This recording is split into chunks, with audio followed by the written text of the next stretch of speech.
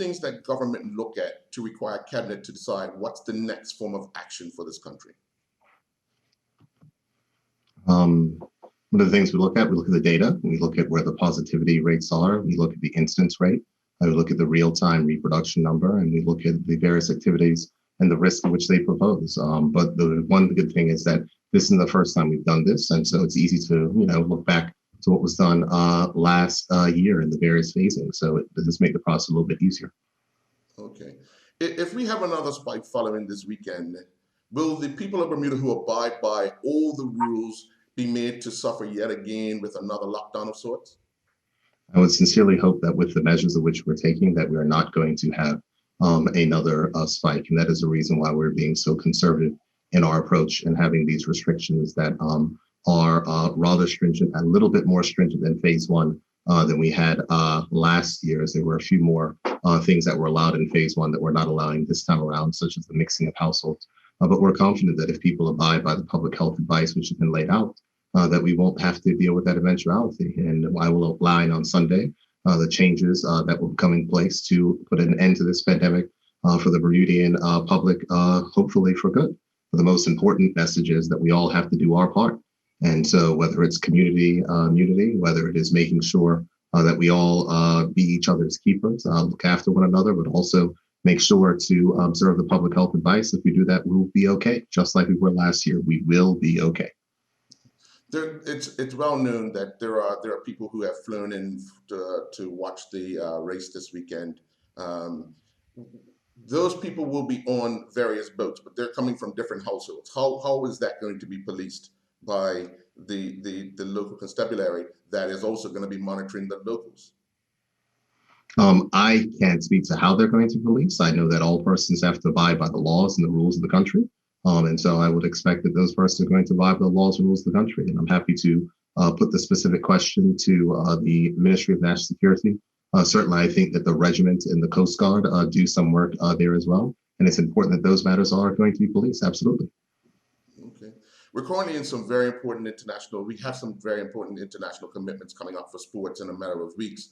But under the current situation, our teams are unable to train due to the non-mixing of households. What do you say to those athletes who will not be fully prepared to represent this country?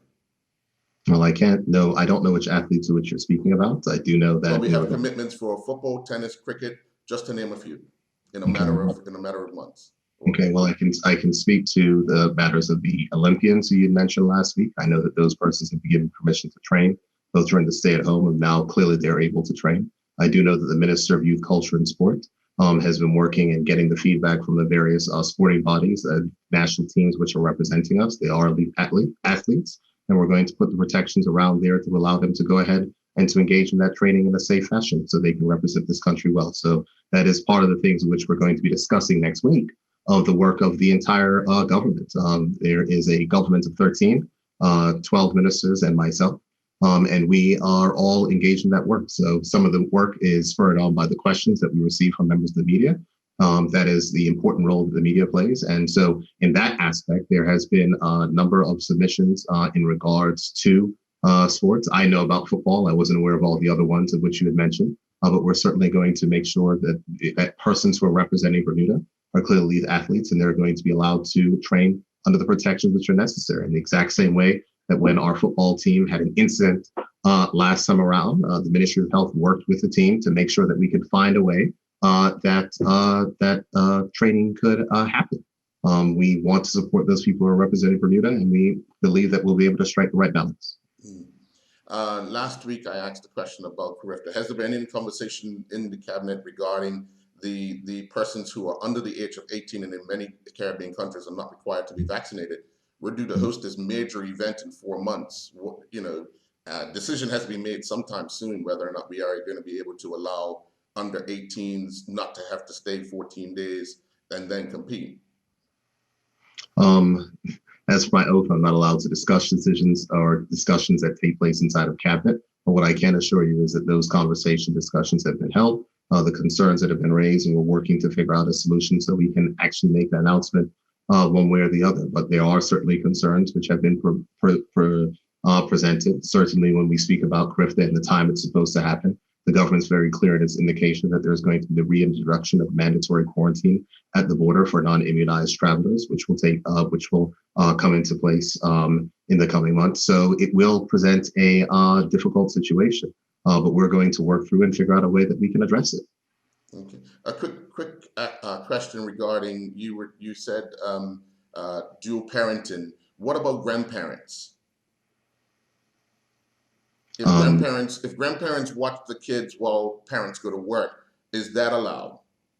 What we want to do is we want to restrict the mixing of households as much as possible.